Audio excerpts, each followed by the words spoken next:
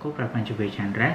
Nah, untuk kalian yang baru pertama kali nemu video ini, perkenalkan, nama aku Prapanca Boy Chandra, mahasiswa semester 4 Fakultas Farmasi Universitas Pancasila.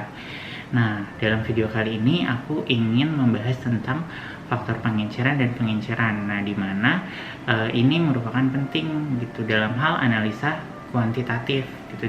Jadi dalam kita melakukan penetapan konsentrasi suatu zat, kita perlu melakukan pengenceran gitu ya. Jadi nanti disesuaikan mau berapa yang kita tentukan konsentrasinya gitu.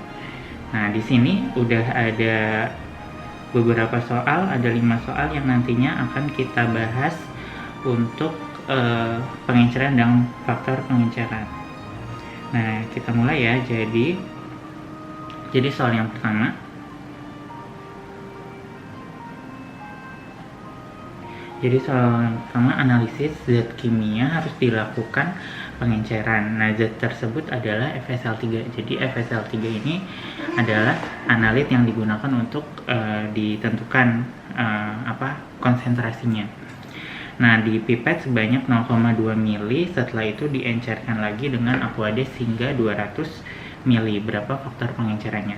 Nah, ini dalam soal ini cukup mudah, jadi tinggal kita tuliskan zat kimianya itu adalah FeSal3.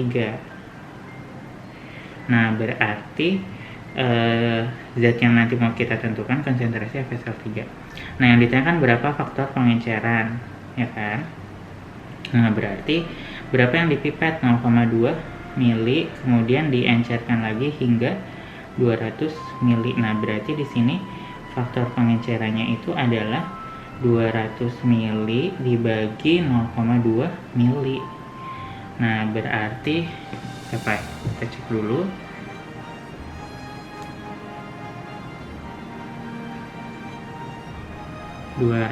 dibagi 0,2, 1000.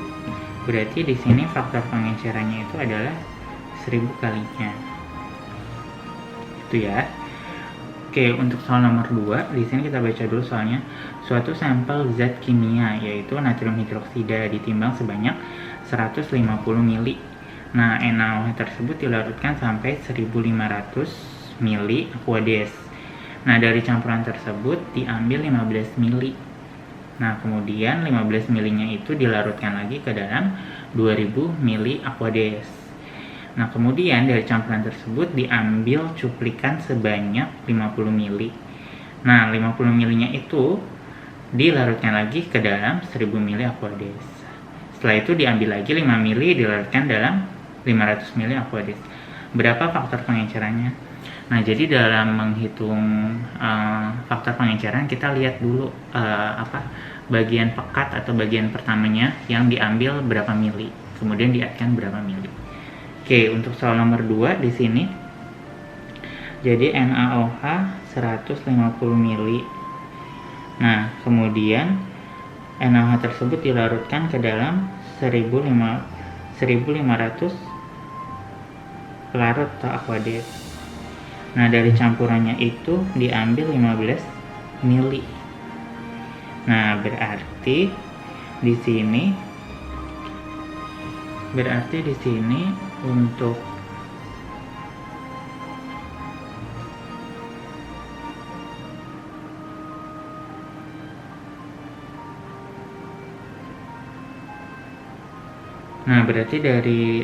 kemudian 15 mili.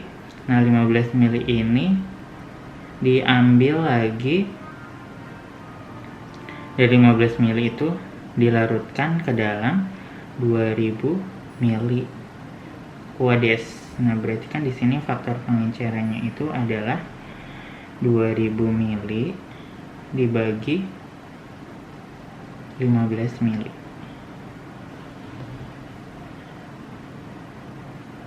Dibagi 15, 133,3 kali. Oke, kemudian dari 2000 kita ambil lagi 50 mili. Nah, 50 ml-nya itu dilarutkan lagi ke dalam 1000 ml Aquades. Berarti kan faktor pengencerannya 1000 ml dibagi 50 ml sama dengan 20 kalinya. Oke, kemudian dari 1000 diambil lagi 5 ml. Kemudian dilarutkan lagi sampai 500 ml. Nah, berarti di sini faktor pengencerannya sama dengan 500 dibagi 5 mili.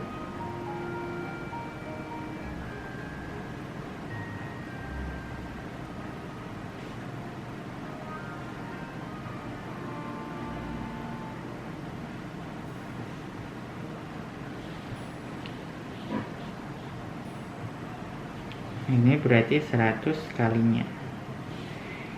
Gitu ya. Nah, kemudian untuk faktor pengencerannya jadi ada 3, jadi tinggal kita kalian keseluruhan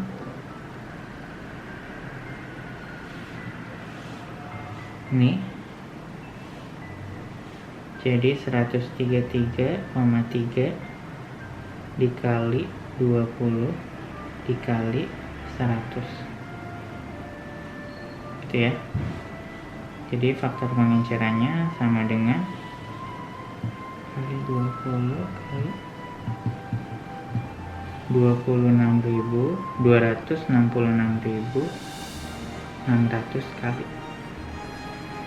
Itu ya. Oke, kemudian yang ketiga. Nah, di sini sama untuk pengerjaannya bertingkat.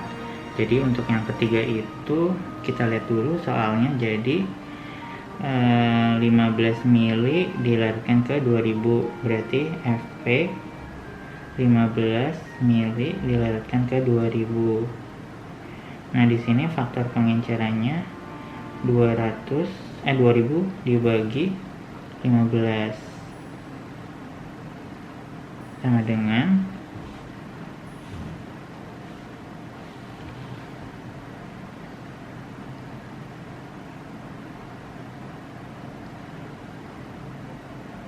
3,3 kali. Nah, kemudian di sini kan diambil lagi nih 50 mili, kemudian diakan sampai 1000 mili. Nah, berarti kan faktor pengencerannya 1000 dibagi 50 sama dengan 20. Nah, berarti ini dikalikan untuk faktor pengenceran sama dengan 133,3 dikali 20 kali.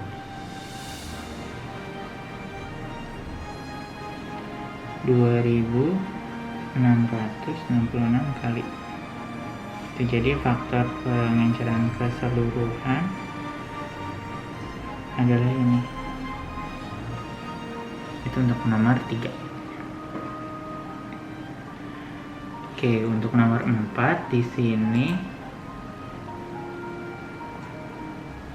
Jadi untuk nomor 4, oke, di sini udah diketahui ya. Jadi kita baca dulu soalnya. Seorang analisis kimia membuat larutan baku HCl. Nah, larutan baku induknya itu adalah 2000 ppm.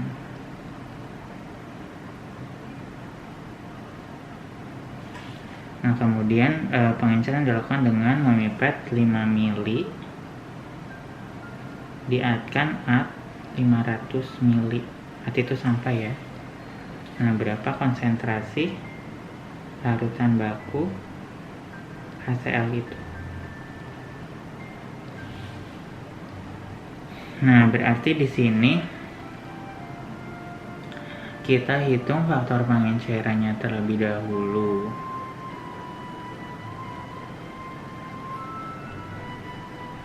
Jadi konsentrasi larutan baku induknya 2000 dibagi, nah faktor pengencerannya berapa? 500 mili per 5 mili. Nah, ini ppm. Nah, berarti kan 2000 dibagi 100 mili kan habis ya. Nah, berarti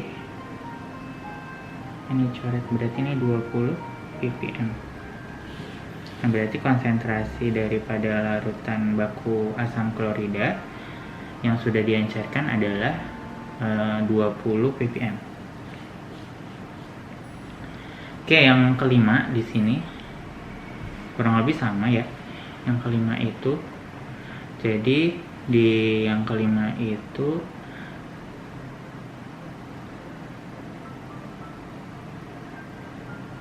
yang kelima itu caranya sama, cuma di sini tingkatan faktor pengencerannya ada 2 gitu ya. Jadi yang pertama ini kita baca dulu soalnya. Seorang analisis kimia membuat larutan baku asam klorida. Nah, berarti larutan baku induknya itu adalah asam klorida konsentrasi 4000 ppm. Nah, berarti kita lihat dia mipetnya berapa, 5 mili diencerkan sampai 500 mili. Nah, berarti ini kita hitung faktor pengencerannya berapa. 500 mili dibagi 5 mili sama dengan 100 kali. Nah, kemudian di sini dari hasil pengenceran itu diambil 7 mili 700 mili kan. Berarti di sini faktor pengencerannya itu 7 mili 700 mili. Berarti faktor pengencerannya itu adalah 700 di 7 100 kali. Nah, ini kita kalikan, berarti kan 10.000 kali. Nah, untuk konsentrasi akhir larutan baku sama dengan 4000 ppm dibagi 10.000 ya, berarti sama dengan coret, berarti 0,4 ppm kayak gitu. Oke, nah jadi untuk perhitungannya, jadi konsentrasi akhirnya itu ppm yang induk dibagi faktor pengenceran keseluruhan. Oke, mungkin tentang faktor pengenceran kayak gitu. Mungkin untuk teman-teman yang ingin kasih saran untuk bahas tentang apa, bisa tulis di kolom komentar. Kemudian untuk kedepannya mungkin aku akan bahas tentang di luar farmasi seperti kimia atau bahasan lain gitu ya. Oke, video untuk pengenceran dan faktor pengenceran itu, jadi semoga teman-teman bisa lebih paham tentang pengenceran dan faktor pengenceran. Bagi kalian yang merasa video ini bermanfaat, bisa di-share ke teman-teman kalian. Paling dari aku itu, terima kasih.